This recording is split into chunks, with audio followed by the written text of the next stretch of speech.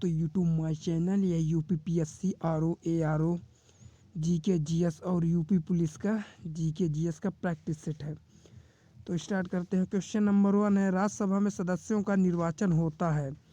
First है संचयी मत पद्धति द्वारा, सेकंड है सापेक्ष मत पद्धति द्वारा, थर्ड है सापेक्ष मत पद्धति द्वारा या सूची पद्धति द्वारा, या फोर्थ है अनुपातिक प्रतिनिधित्व के अनुसार एकल संक्रमणीय पद्धति द्वारा। तो इसका आंसर फोर्थ है, अनुपातिक प्रतिनिधित्व अनुसार एकल संक्रमणीय मत पद्धति द्वारा होता है। व्याख्या, राज्यसभा के लिए निर्वाचन, राज्यसभा के लिए अप्रत्यक्ष चुनाव होता है। राज्यों का प्रतिनिधित्व करने वाले सदस्यों का चुनाव एकल हस्तांतरणीय मत के द्वारा समानुपातिक प्रतिनिधि प्रणाली के अनुसार राज्य के विधानसभाओं के द्वारा, और जब राज्य क्षेत्रों का प्रतिनिधित्व करने वालों का चुनाव संसद द्वारा कानून के तहत निर्धारित तरीके से होता है। राज्यसभा को भंग नहीं किया जाता। हर द्वितीय वर्ष में इसके 1/3 सदस्य सेवानिवृत्त होते हैं। क्वेश्चन नंबर 2 है, राज्यसभाओं में गणपूर्ति कोरम के लिए निर्धारित संख्या है। फर्स्ट है 25, सेकंड 50, थर्ड में 75 या फोर्थ में 100। तो 25 है। राज्यसभा में गणपूर्ति कोरम के लिए सदस्यों की कुल संख्या का 10वां भाग अर्थात 25 सदस्य हैं।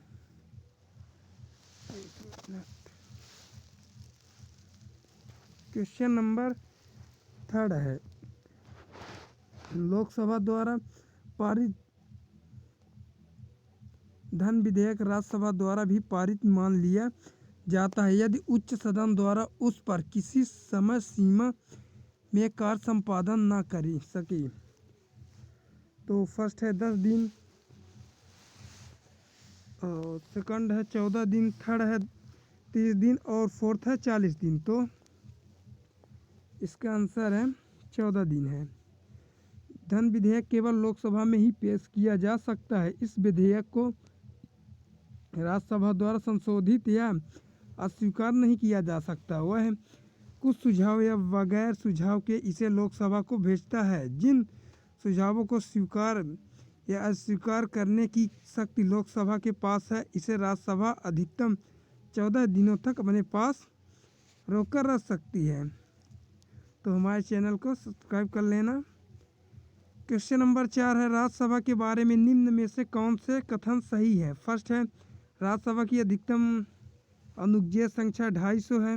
सेकंड है, राज्यसभा में 238 सदस्य राज्यों और संघ शासित क्षेत्रों से अप्रत्यक्ष रूप से निर्वाचित होते हैं।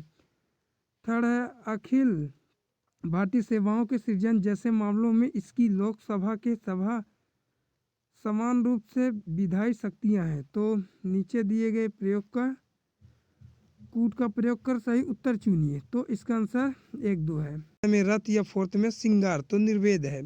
शांत का, शांत रस का स्थायी भाव निर्वेद है। श्रृंगार रस का स्थायी भाव रति है। क्वेश्चन नंबर 18, निम्न में से किसमें अनुस्वार का प्रयोग नहीं हुआ। फर्स्ट गंगा, सेकंड चंचल, थर्ड में ठंडा या फोर्थ में नहीं में नहीं हुआ। उपयुक्त में से नहीं शब्द में अनुस्वार का प्रयोग नहीं हुआ। अनुस्वार स्वर के बाद आने वाला व्यंजक है। इसकी ध्वनि नाक से निकलती है। हिंदी भाषा में बिंदु अनुस्वार का प्रयोग होता है। अनुस्वार का प्रयोग पंचम वर्ण ड इ अ एन म ए पंच माक्षर कहलाते हैं के स्थान पर किया जाता है, जैसे पंचल, चंचल आदि। क्वेश्चन नंबर 19 से सही क्रम में चुनिए। वश में कर लिया, घातक रोग तक को भी, बीमार से लेकर विज्ञान ने छोटी से छोटी। क्वेश्चन नंबर 20 है, पीढ़ी दर पीढ़ी चला आने वाला, इसके लिए समुचित शब्द है परागत, सेकंड तथागत, थर्ड क्रमागत या अन्वयागत। तो अन्वयागत है। पीढ़ी दर पीढ़ी चला आने वाला, इसके लिए समुचित शब्द अन्वयागत है। क्वेश्चन नंबर 23 है, आपने बुलाया होता तो हम अवश्य आते। अर्थ के आधार पर यह क्रिया संकेतवाचक है। जिन वाक्यों में एक क्रिया का होना दूसरी क्रिया पर निर्भर होता है उसे संकेतवाचक क्रिया कहते हैं।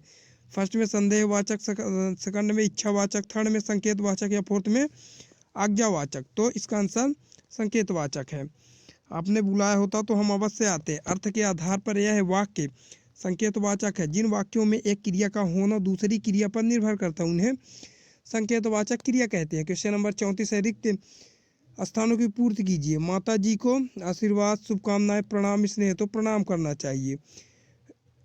क्वेश्चन नंबर 25 है, त्रुटि का चयन कीजिए। आपने सेवानिवृत्त साथी की विदाई के अवसर पर दफ्तर के लिए लोगों ने हर्ष विभोर होकर भाषण दिया, कोई त्रुटि नहीं है।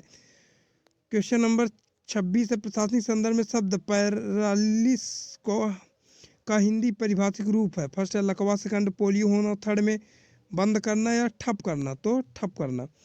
क्वेश्चन नंबर 27, शुद्ध वाक्य बताइए। युद्ध लड़ा जा रहा है, युद्ध किया जा रहा है, युद्ध हो रहा है या युद्ध मनाया जा रहा है, तो इसका आंसर युद्ध हो रहा है।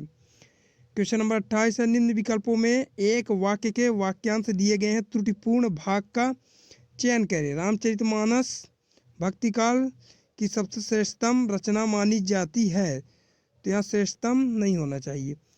इस विकल्प में सबसे श्रेष्ठतम का प्रयोग किया गया है, जो कि यह गलत है। क्वेश्चन नंबर 29 है, निम्नलिखित में से द्विगु समास का अर्थ बताइए या चयन कीजिए। तो इसका फर्स्ट है एकांकी, सेकंड दूरस्तर, थर्ड में भूदान या फोर्थ में परोक्ष। तो द्विगु में गिनतीवाचक है, जैसे एकांकी है, पंचवटी है, ये सभी है।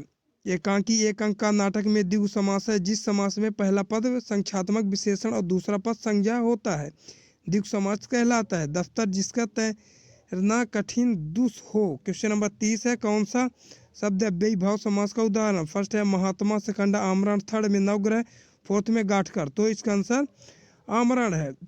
आमरण मरण तक इस समास अव्ययी भाव में पहला पद अव्यय तथा दूसरा पद संज्ञा होता है। समस्त पद में अव्यय के अर्थ का ही प्रधानता रहती है। पूरा शब्द क्रिया विशेषण के अर्थ में अव्यय की तरह व्यवहार होता है।